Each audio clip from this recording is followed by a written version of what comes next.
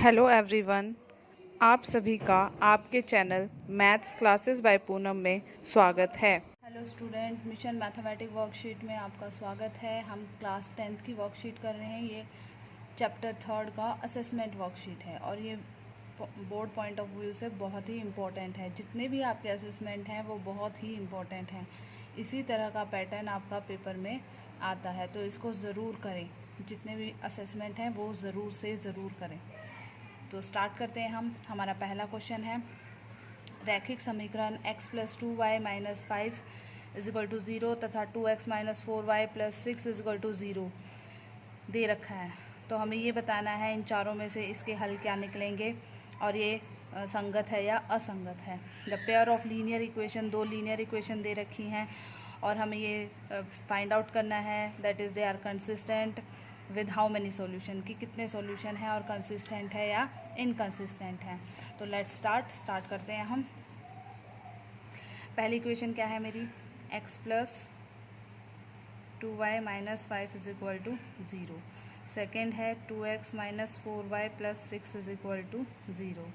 इसको कंपेयर किससे करेंगे हम, अपनी जनरल इक्वेशन से a1x plus b1y plus c1 is equal to 0, a2x plus b2y plus c2 is equal to 0।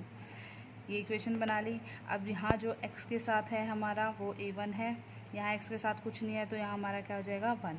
यहाँ y के साथ b1 है तो यहाँ y के साथ क्या है 2 है। c1 ये हमारा c1 है। इसी तरह से a2 b2 c2 निकालेंगे। तो हम लिख लेते हैं वैल्यू। a1 की वैल्यू कितनी है 1, b1 की वैल्यू कितनी है 2, c1 की वैल्यू कितनी है -5।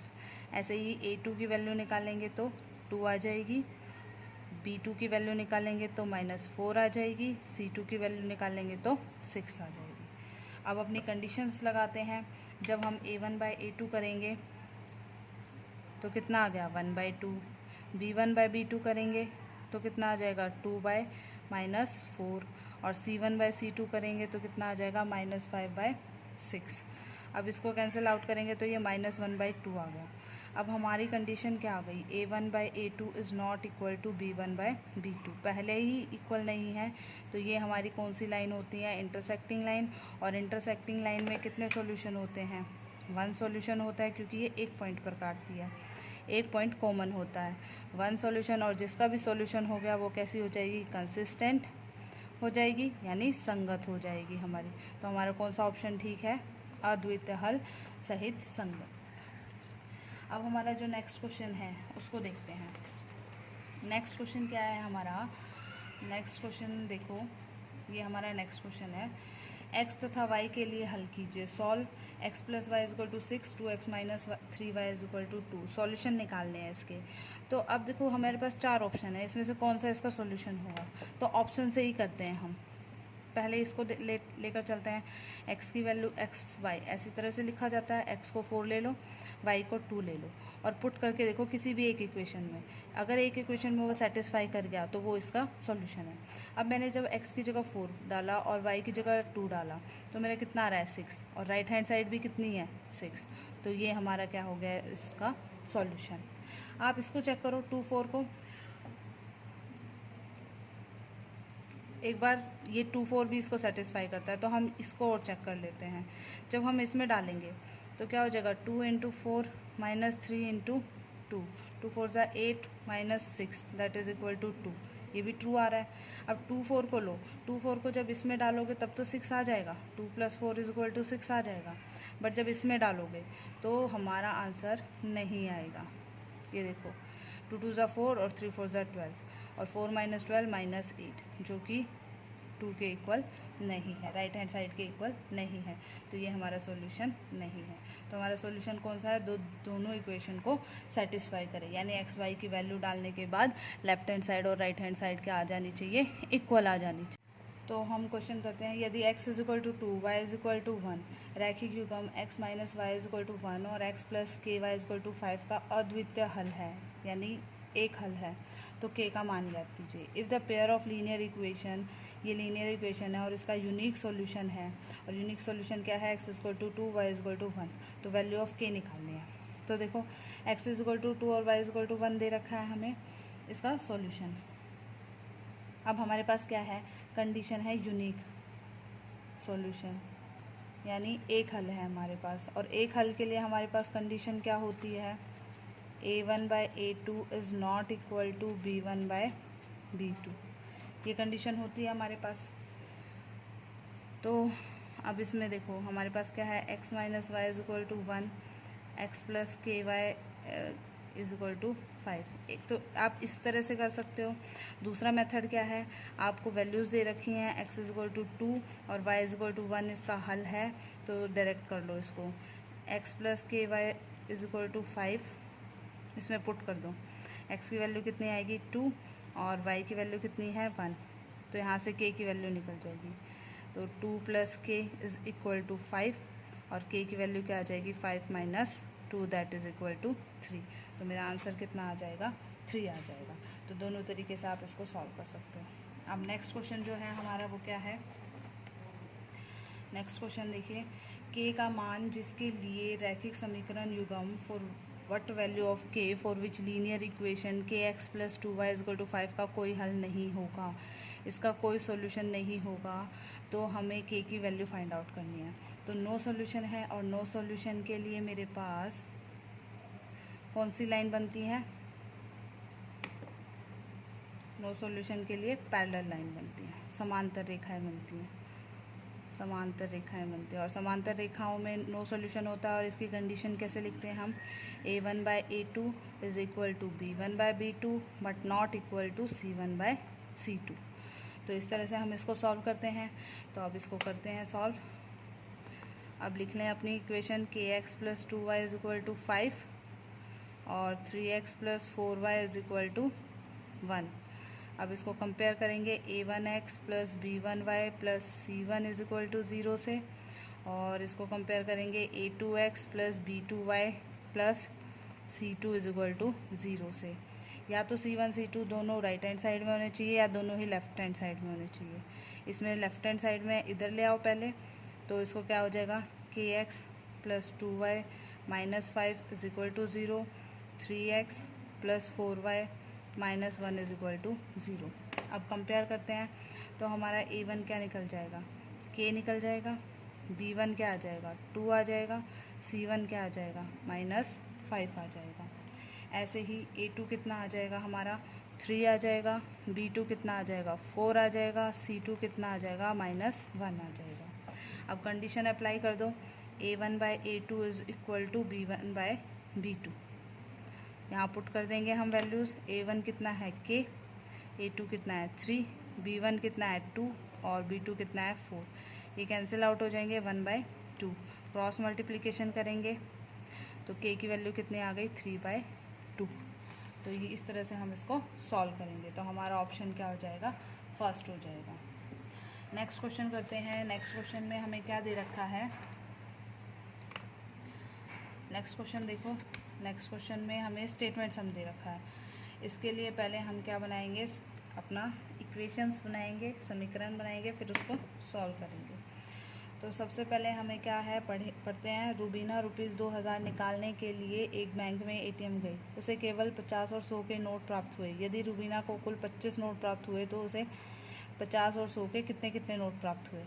तो ATM में जाती है, विदड्रॉ करती है 2000, शी रिसीव 50 और 100 notes only. If Sabina got 25 notes in all, how many notes 50 and 100 did she receive. तो हम मान लेते हैं, हमें नहीं पता कितने मिले हैं। लेट 50 रुपीज़ के जो नोट्स हैं वो कितने हैं उसके पास, x हैं, और 100 रुपीज़ के जो नोट्स हैं उसके पास वो मान लेते हैं हम y है।